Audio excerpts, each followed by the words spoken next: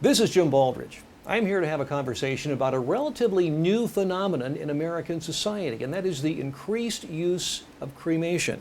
I have with me today Eric Fogarty, who I believe can bring interesting insights into this very important topic of cremation. Eric's the owner of Dodds Monuments, one of America's most respected and one of America's oldest monument companies.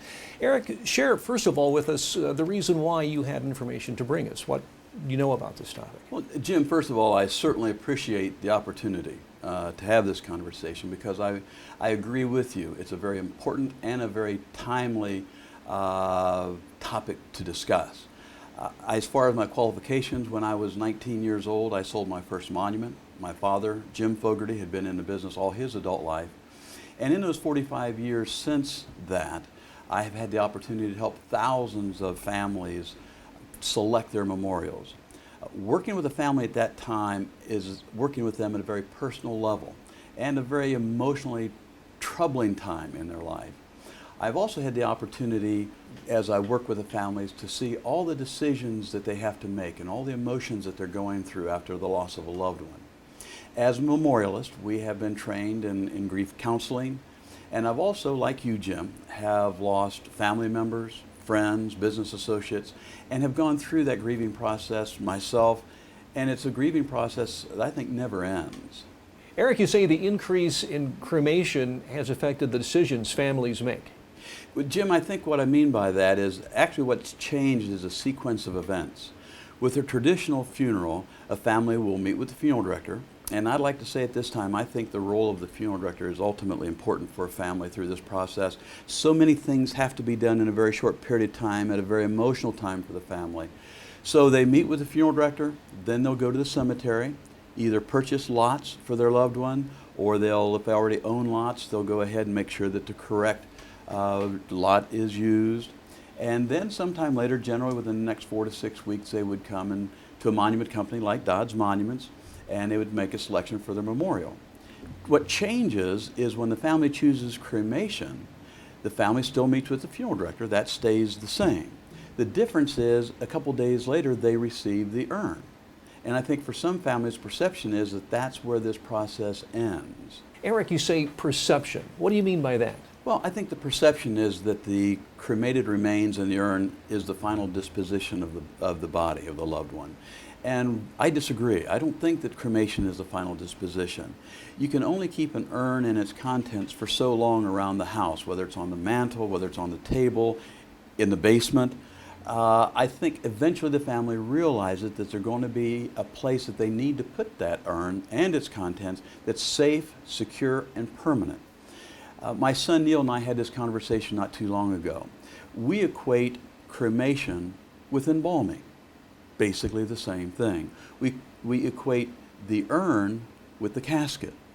And if you look at it like that, of course there is an immediacy when you have a casket that something has to be done with it right away. So that's taken to the cemetery. With the urn, not so much. See, I believe that the contents of the urn is just as important and significant as the contents of the casket. And I think eventually families will understand that there's only one place that's really specifically designed for a permanent place for that urn to be, and that's the cemetery. Eric, you mentioned the funeral director in the cemetery. How has memorialization affected Dodds Monuments? Jim, since, as you mentioned, cremation is a relatively new phenomenon in the numbers that they're using now, I think it's still a little confusing. As a matter of fact, I think the next time that some families choose cremation, it'll probably be the first time they've chosen it. And there's a question in their mind how or whether or not to memorialize at all. And I think until some families over time have an opportunity to deal with cremation and memorialization, I'm concerned that there might be a whole segment of a generation that might have no memorialization at all. But once a family realizes that they have that permanent place for that urn and its contents, I think then they'll also have that thought process of now it's time to memorialize our loved one. So you feel it's important for everyone to be memorialized in some way? Jim, I have always felt that memorialization is a very important part of the grieving process. I have seen firsthand the benefits of families creating that permanent tribute to their loved one. A cemetery and a memorial is a place where family can connect emotionally, Go to any cemetery, any time, any day, and you'll see families there trying to make that connection and visit the grave, especially on days like birthdays, anniversaries, Mother's Day, Father's Day, Memorial Day. These are all very important parts of the family to reconnect. When you walk up to the grave and you see that permanent record with names and dates, you have a feeling that person is here and will be remembered for generations. At Dodds, we have always specialized in the personalization of memorials, and we encourage our families to participate in the design. The reason for that is names and dates are, of course, essential on a memorial. But when a family is encouraged to participate and they use various personal aspects of their life and life experiences and express that on the memorial, when they go to the cemetery and they see the memorial, they have this feeling of, look what I've done for you.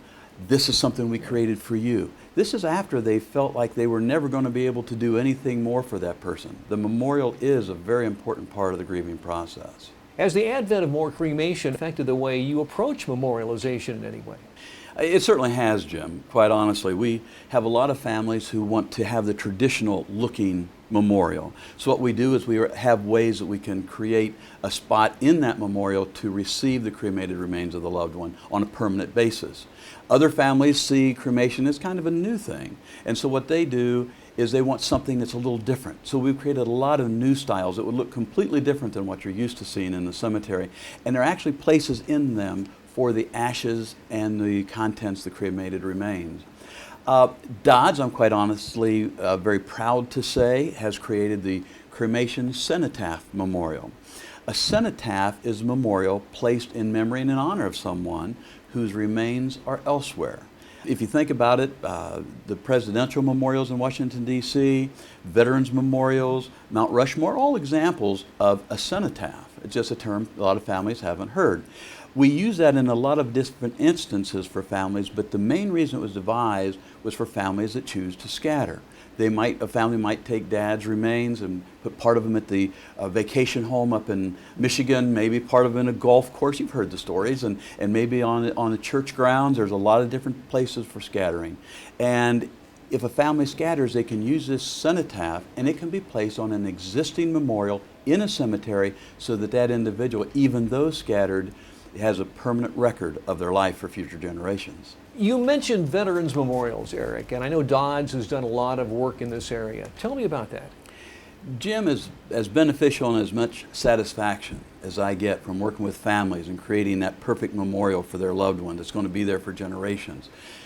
Another thing that I really have enjoyed and has been very rewarding for me personally is working with various committees on veterans memorials. We've worked with probably 25 or 30 different committees. Started back in 1995 with the Ohio Korean Veterans Memorial. It's right downtown Dayton, across the river from Fifth Third Field. A lot of people have already been there. But if you travel around the different communities all over Southwest Ohio and working on one as far away as Florida, being able to see the emotional bond and tie that these committee members have, these veterans, when they're trying to remember and doing something special for those that didn't make it back, that we're preserving our freedom, is just such a rewarding experience. Thank you, Eric. As one would expect of a company like Dodds, after 150 years, still a progressive and forward-thinking company where a family can turn in its time of need.